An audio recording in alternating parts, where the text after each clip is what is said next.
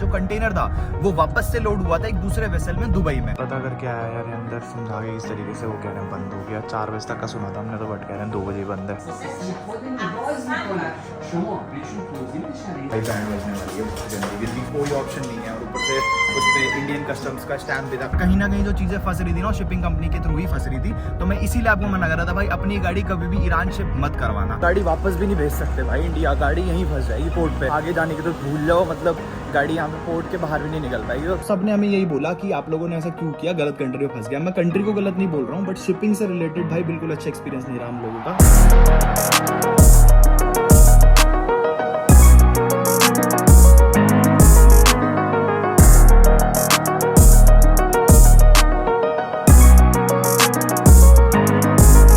Welcome back to the channel. एक बार फिर से आपका स्वागत है इस नए फ्रेश व्लॉग में। टुडे इज 31 ऑफ मई और हम लोग हैं भाई अभी बंदर अब्बास ईरान में। बंदर अब्बास हम लोग आए थे अपनी गाड़ी कलेक्ट करने, क्योंकि हम लोग रोड ट्रिप कर रहे हैं लंदन की।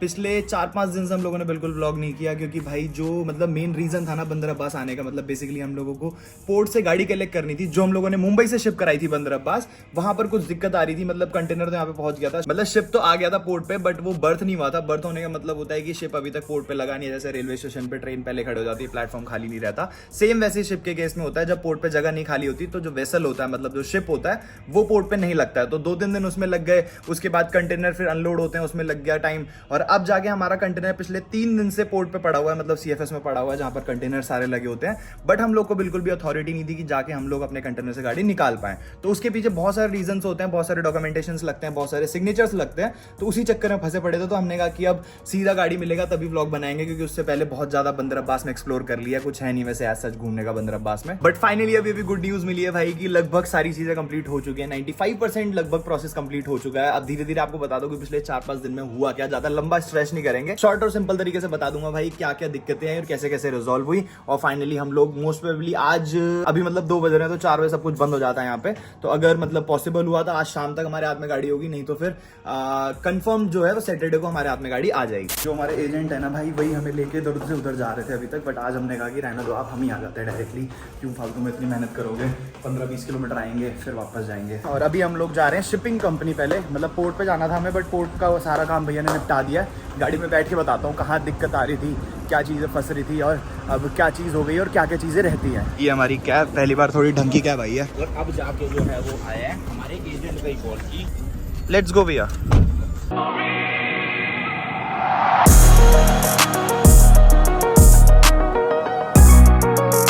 अब बता दो भाई कि दिक्कत कहाँ आ रही थी और चीजें कहाँ फंस रही थी। अब आप कहीं पर शिपिंग कराते हो ना, या फिर कहीं गाड़ी भेजते हो, कुछ भी चीज भेजते हो, तो वहां पर आपको ना डीओ मिलता है उसी पोर्ट पे जहां से आप लोग शिप करा रहे हो। बट हमारे केस में हमारा ट्रांसशिपमेंट था, तो डीओ जो हमें मिलना था वो यहीं पर आके मिलना था, क्योंकि हमारा जो कंटेनर था वो वापस से लोड हुआ था एक दूसरे वेसल में दुबई में। डीओ होता है भाई डिलीवरी ऑर्डर, और डिलीवरी ऑर्डर तब मिलता है जब आप उनको बीएल देते हो। बीएल होता है बिल ऑफ लेडिंग, ठीक है। तो अब बीएल पे ना नाम होता है कंसाइनी का। कंसाइनी होता है जिसकी गाड़ी है, गाड़ी किसने लोड करी है, कौन अनलोड करेगा। अनमोल के नाम पे गाड़ी है और कारनेट में कंसाइनी नेम अनमोल का ही था और बीएल में भी अनमोल का ही था। बट यहाँ पर आने के बाद पता चला भाई कि ईरान के रूल्स एंड रेगुलेशंस के हिसाब से अगर कोई टूरिस्ट यहाँ पर आके गाड़ी लेके आ रहा है, कुछ भी कर रहा है, तो उसको जरूरत होगी फिदा कोड की। अब फिदा कोड के अलग रेगुलेशंस है गवर्नमेंट के हिसाब से, बट हमारी शिपिंग कंपनी अलग से मांग रही है फिदा कोड। तो इसी चक्कर में हमें इधर से उधर भागना पड़ रहा था। इसी चक्कर में हम लोग एम्बेसी गए थे, वहां पर हमने कॉन्सुलेट से बात करी। कॉन्सुलेट ने कॉल करके शिपिंग कंपनी को समझाने की कोशिश करी, बट फिर भी वो लोग नहीं माने। 2-3 दिन इधर उधर चक्कर काटने के बाद जाके हम लोग कहीं ना कहीं उनको कन्विंस कर पाए। मतलब वैसा तो कोई जरूरत नहीं होती फिदा कोड की, मैंने और भी जगह पता किया। एडवेंचर ओवरलैंड वाले हैं, उनसे भी बात हुई थी, तो उनसे पता किया, तो वो भी कह रहे कि बस वो पैसा खाने के पीछे हैं, ठीक है। बट जैसे तैसे करवा के आज फाइनली हम लोगों को डीओ का अप्रूवल आ गया है कि मतलब आप लोग डीओ अब ले सकते हो जाके शिपिंग कंपनी से। और कहीं ना कहीं जो चीजें फंस रही थी ना शिपिंग कंपनी के थ्रू ही फंस रही थी। तो मैं इसीलिए आपको मना कर रहा था भाई अपनी गाड़ी कभी भी ईरान शिप मत करवाना। अगर आप लोग ये ट्रिप प्लान कर रहे हो कहीं के लिए भी, और आपको अगर ये रूट चूज करना है यूरोप वाला, तो सबसे अच्छा है आप दुबई शिप करवाओ या फिर डायरेक्टली शारजाह शिप करवाओ, और शारजाह से ईरान फेरी पे ले आओ, क्योंकि फेरी का पोर्ट अलग से ईरान में बंदर अब्बास पे, ठीक है। तो वहां पर आप लोगों को इतनी दिक्कत नहीं आएगी अगर आप फेरी पे ट्रांसपोर्ट करवाते हो अपनी गाड़ी तो। बट जैसे तैसे भाई फाइनली हम लोगों को लगभग 9 दिन हो चुके हैं बंदर अब्बास में आए हुए, और अब जाके हम लोगों को अप्रूवल मिला है। तो आज होपफुली डीओ मिल जाएगा, वहीं जा रहे हैं अभी शिपिंग ऑफिस। और अगर डीओ मिल जाता है तो देखेंगे पोर्ट पे जाके, अगर पोर्ट पे अभी इस टाइम पे अलाउ होगा हम लोग को जाना या फिर पोर्ट खुला होगा तो आज ही होपफुली गाड़ी छुड़वा लेंगे, नहीं तो फिर नेक्स्ट व्लॉग में तो कंफर्म गाड़ी मिल ही जाएगी। पहुंच गए भाई, यहीं पर ही है सामने, यही है बिल्डिंग। ये वो वाला शिपिंग ऑफिस नहीं है जहाँ से हम लोगों ने अपनी गाड़ी शिप करवाई थी, मतलब एक शिपिंग ऑफिस तो वो होता है जिसमें हम लोग देते हैं शिपिंग करवाने को, और एक शिपिंग ऑफिस डेस्टिनेशन पे भी होता है जिसको शिपिंग लाइन चूज करता है, मतलब शिप वाले चूज करते हैं कि ये शिपिंग ऑफिस जो है या फिर ये शिपिंग कंपनी पोर्ट पे हैंडल करेगी मतलब हमारा कंटेनर, जब तक हम लोग अपना कंटेनर वापस लेते नहीं है। तो इसकी जो हेड ऑफिस ब्रांच है, जो पॉइंट ऑफ कॉन्टैक्ट है ना, वो तेहरान में है, बट इसका दूसरा ऑफिस यहाँ बंदर अब्बास में है। तो इंटरनेट पे सर्च करके हम लास्ट टाइम यहाँ पर आके बातचीत करके जा गए थे, इसी वजह से हम लोगों को पता है। और ये देखोगे ना, ये रहा देखो 5th फ्लोर पे है Rayyan Tejarat marine company shipping and logistic services. ये भाई ऑफिस, अभी वेट कर रहे हैं भैया का, हमारे एजेंट जो है वो आ रहे हैं। पता करके आया यार अंदर, समझा के किस तरीके से, वो कह रहे हैं बंद हो गया। 4 बजे तक का सुना था हमने तो, बट कह रहे हैं 2 बजे बंद है। कल परसों ईरान बंद है जैसा कि मैंने बताया, बट फिर भी ये कह रहे हैं कि कल सुबह 11 बजे तक चलेगा, मतलब सब कुछ ओपन रहेगा। बट 8 से 11 ना 7 से 11, पर फिर भी 8 से 11 तक के बीच में मुझे लगता नहीं कि सारा काम हो पाएगा।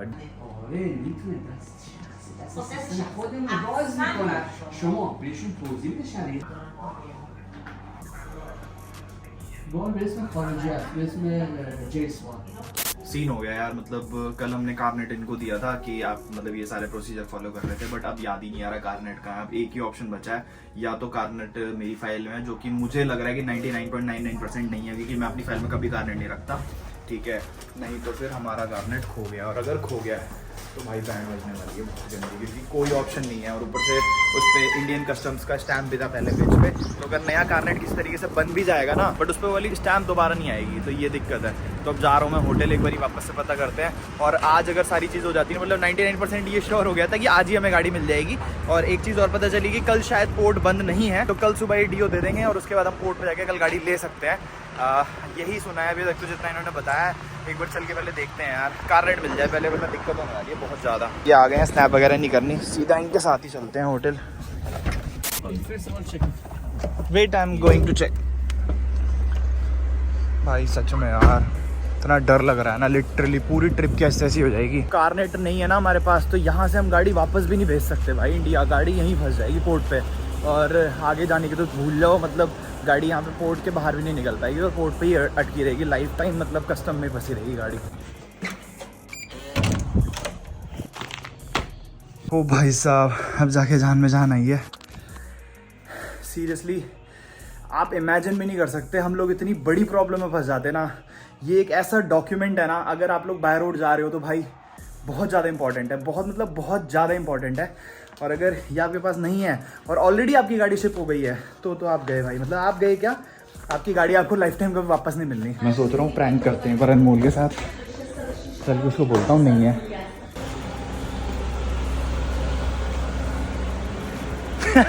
मैंने सोचा प्रैंक करूँगा, हंसी निकल गई तो देखते ही।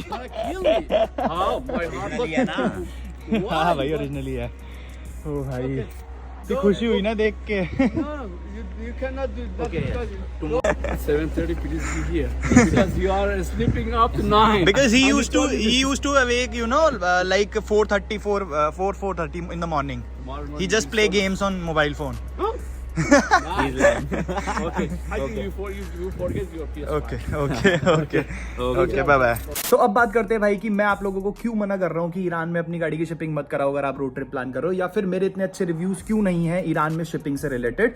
तो सबसे पहली बात तो ये है भाई कि ईरान के जो रूल्स एंड रेगुलेशंस है ना, खासकर टूरिस्ट के लिए वो बहुत ज़्यादा स्ट्रिक्ट है। खासकर टूरिस्ट के लिए बात कर रहा हूँ मैं, अगर यहाँ के आप लोकल हो तो आपका कम्युनिकेशन गैप नहीं आता तो फिर भी आप कहीं ना कहीं समझ लेते हो चीज़ों को, बट एज अ टूरिस्ट आपको सबसे पहले तो कम्युनिकेशन गैप आने वाला है जो बहुत ज़्यादा दिक्कत करता है ईरान में, क्योंकि यहाँ पे पढ़े लिखे लोगों को भी इंग्लिश नहीं आती, क्योंकि इनको बचपन से इंग्लिश सिखाई ही नहीं जाती है। ये लोग सारा कम्युनिकेशन और जितना पेपर वर्क होते हैं वो सब कुछ पर्शियन लैंग्वेज में करते हैं। दूसरा रीजन ये है ना भाई कि यहाँ पर टूरिस्ट अगर कोई शिपिंग कराता है ना, तो उसके लिए इनके पास कोई स्पेसिफिक गाइडलाइंस नहीं है कि किस तरीके से प्रोसीजर फॉलो किया जाए। क्योंकि अब आपको एक मैं एग्जांपल दूं, जो फिदा कोड मैं बात करी थी लास्ट ब्लॉग में, या शायद लास्ट ब्लॉग ही था, ठीक है, उसमें फिदा कोड जो बनता है ना वो यहाँ के लोकलाइट्स के लिए बनता है, ठीक है, टूरिस्ट के लिए भी बनता है। वो चीज हमें कॉन्सुलेट जाके पता चली थी, इंडियन कॉन्सुलेट जब हम गए थे वहां पे उन्होंने इंटेलिजेंस से बात करी थी तो उन्होंने बोला कि टूरिस्ट के लिए बनता है। बट जब हम फिदा कोड बनवाने गए तो उन्होंने बोला कि भाई टूरिस्ट के लिए नहीं बनता है फिदा कोड, ठीक है। सेम चीज हमारा कॉन्सुलेट बोल रहा है कि रिक्वायर्ड नहीं है फिदा कोड, क्योंकि फिदा कोड रिक्वायर्ड होता है अगर आप कोई बिजनेस करना चाहते हो, कि कोई इंपोर्ट कर रहे हो इस कंट्री में और उस चीज को बेचना चाहते हो, तो उसके लिए फिदा कोड की रिक्वायरमेंट होती है। बट आप लोग आए हो एज अ टूरिस्ट और आके यहाँ से वापस से निकल जाओगे 10 से 12 दिन में, तो फिदा कोड की नीड नहीं है। बट हमारी शिपिंग कंपनी बोल रही है कि भाई फिदा कोड जरूरी होता है। अब फिदा कोड अगर आप ईरानी हो तो आपको इजीली मिल सकता है, बट एज अ टूरिस्ट बहुत मुश्किल है लेना। प्रॉब्लम ये आ गई भाई कि अगर फिदा फिदा कोड आपके पास नहीं है तो आपको कंसाइनी नेम चेंज कराना पड़ेगा। कंसाइनी नेम होता है भाई, या फिर कंसाइनी वो बंदा होता है जो आपका शिपिंग करवा रहा है बेसिकली, या फिर शिपिंग आपकी रिसीव कर रहा है यहाँ पर ईरान में।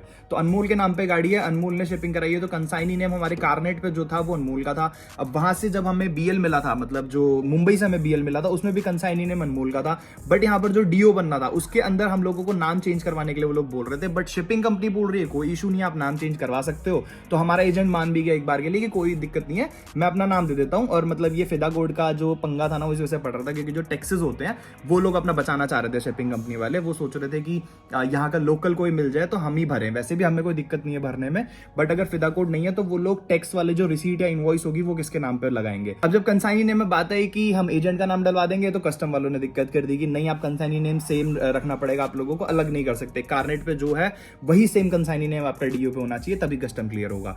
तो मतलब हर एक डिपार्टमेंट ना अपने हिसाब से चलना चाह रहा था, कोई भी अपने रूल्स और रेगुलेशन, मैं ये नहीं कह रहा तोड़ो, ठीक है, बट एटलीस्ट आप लोगों को एक अलग से गाइडलाइंस रखनी चाहिए टूरिस्ट के लिए कि अगर ऐसा कुछ होता है या फिर एक बाहर से टूरिस्ट आ रहा है तो वो इस तरीके से प्रोसीजर फॉलो करे, ऐसी नॉलेज सिस्टम में होनी चाहिए। बट यहाँ पर ऐसे कोई गाइडलाइंस ही नहीं है भाई, मतलब सब लोग उसी तरीके से चलना चाहते हैं जो लोकल यहाँ की ईरानी शिपमेंट में करवाते हैं। और मैं सही बताऊं ना, तो हमने जिसको भी बताया ना कि हमारी गाड़ी आ रही है, जो नोन वन था या फिर जिन लोगों को नॉलेज थी शिपिंग की, तो सबने हमें यही बोला कि आप लोगों ने ऐसा क्यों किया, गलत कंट्री में फंस गया। मैं कंट्री को गलत नहीं बोल रहा हूँ, बट शिपिंग से रिलेटेड भाई बिल्कुल अच्छा एक्सपीरियंस नहीं रहा हम लोगों का। और हम लोगों ने सोच भी लिया आगे से कोई अगर जाना चाहता है, हम लोगों को किसी को बताना पड़ा या फिर हम लोग खुद भी कोई ट्रिप प्लान करेंगे आगे, तो हम लोग तो कभी कंसिडर नहीं करेंगे ईरान में शिपिंग कराना, क्योंकि भाई पिछले 8-9 दिन में ना इन्होंने झला दिया है पूरा। अब चाहे वो कॉन्सुलेट हो, हम इंडियन कॉन्सुलेट गए, उनके मुंह से भी यही निकला कि आप लोग गलत कंट्री में फंस गए हो।